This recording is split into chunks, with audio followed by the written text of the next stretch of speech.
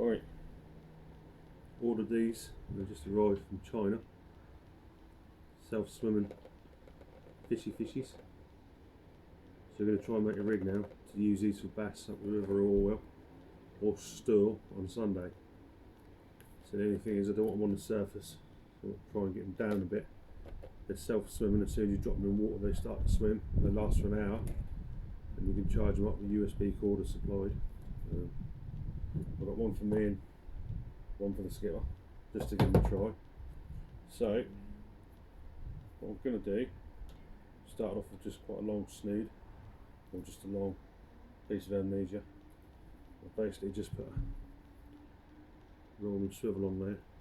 I've put a bead on there and I've wrapped it round twice. I'm going to wrap it round one more time.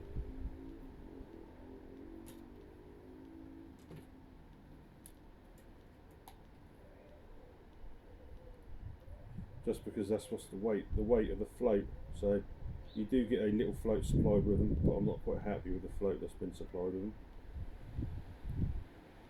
Because might work in China or in America, but up your world that floats can be absolutely pants. So the business pants. There we go. Just wrapped around there 3 times through the same hole.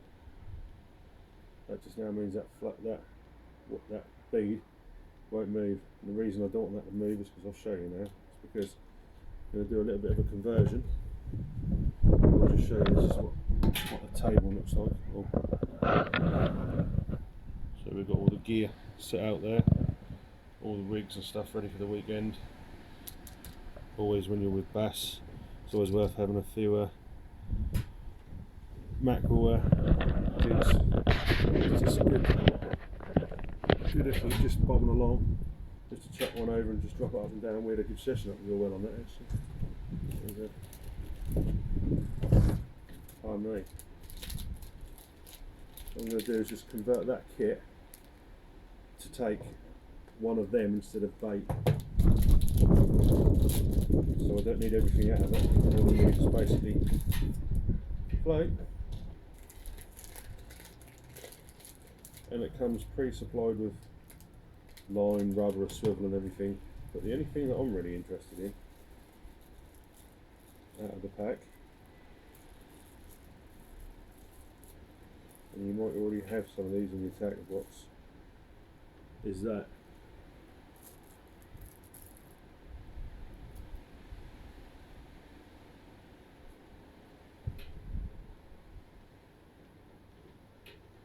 depending when I put this on here now, I might need to wrap it round one more time. If I do, no, look at that, look. Holds it down perfect. Little bit of jiggle, look, no movement.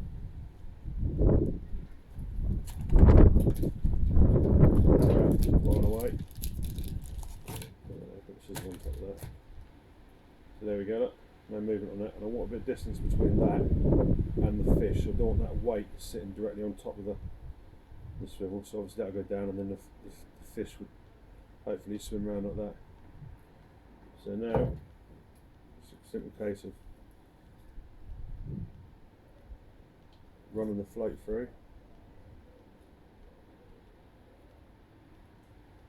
This is just a standard foam float, it's nothing spectacular, but it's just a bit of fun, see if it works.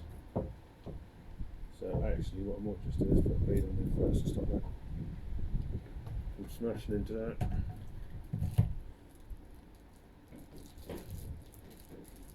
And this bead will just be free running underneath it, so I need 2 of these.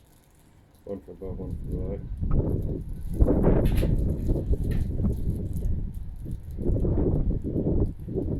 And again, this weight's going to go down, so it'll pull it down through the float. The float will hopefully float.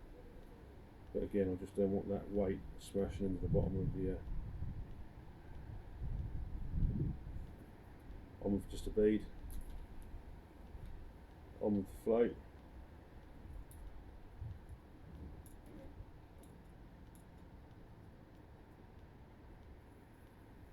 There we go.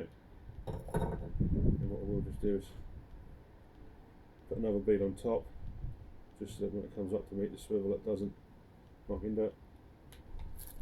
And actually there was a nice swivel in there, a nice big old one. I think we'll use that swivel for this.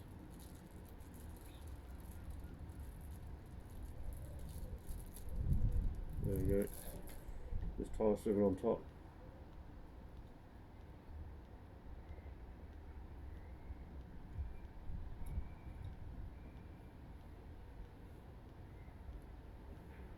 So 1, 2, 3, 4, 5, 6. I'm going to give it one more just for luck. 7.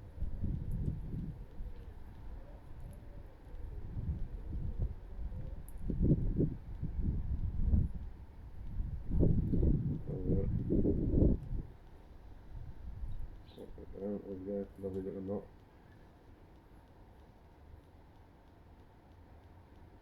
Yeah, that can go nowhere. Leave a fairly big nib on this, that way doesn't have to do anything, it's not that, it'll be pretty. So that then, we'll just hook onto my rig. So hopefully when it pulls it down and when I sit at the top, that's how it will sit. And sit like that with my line off the top. So I'll just have a clip on the top there, look.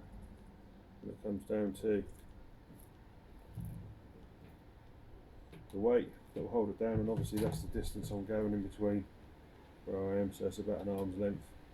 So what, 3 foot under the water. Obviously that fish in the sun, the silhouette, so that weight's just to hold it down, and then about a foot underneath it is where we'll have the fish, and I'll get the fish out and just show you how I intend to attach it. So these fish, I've actually put one in the bath, quite good actually. It swam quite round in quite a big body of water. It's got that very good movement to it. But these are also the 2 charging points. So when you put the USB connectors on, which I shall just show you, you can see what I mean about the float. I weren't too confident about that on the stir. So it's just a simple USB charger. You've got to be careful with that pack, because you get you've got just a little propeller on the front there that pulls it through the water and then gets that waving behind it, so it gives it a bit of that motion. It goes green once it's in the water, red once it needs charging. Once I charged it up, it was red, went green, and then just came on.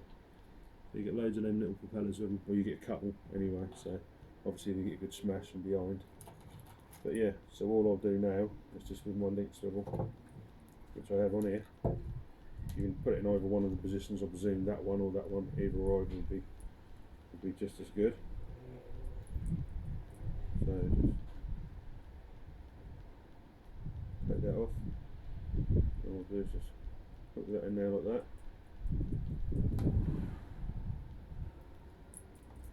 And here comes a bit where you go to grab around it and get the hook buried in your hand. So that's what it would look like in the water. So that would be swimming. Get the lid up. Ooh. So that's the lid. That'll be the little fish just swimming a couple of feet underneath it like that. Happy days, let's hope it puts S&P to shame. Old Steve needs a good whooping. Let's see if we can do it.